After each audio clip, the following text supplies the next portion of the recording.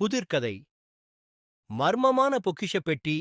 ஒரு அழகிய கிராமத்தில் வசிக்கும் ஆதித்யா, யுவபிரியன் மற்றும் சுபஹரிணி என்ற 3 நண்பர்கள் தினமும் பள்ளிக்கு சென்று வந்த பிறகு ஊரின் அருகிலுள்ள ஒரு தோட்டத்துக்கு சென்று விளையாடுவார்கள்.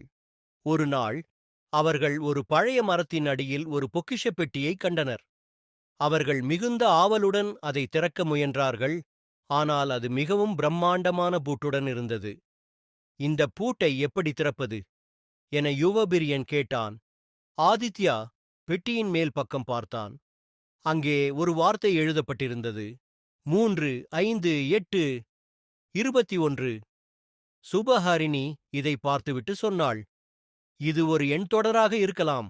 சரியான எண்ணை கண்டுபிடித்தால் பூட்டை திறக்கலாம் என்று கூறினால், அவர்கள் அந்த எண் புதிரை எப்படி கண்டுபிடிப்போம் என்று யோசித்துக் கொண்டுள்ளனர். நீங்களும் கண்டுபிடித்து காமெண்ட் பாக்ஸ் உங்கள் பதிலை போடவும். புதிர்.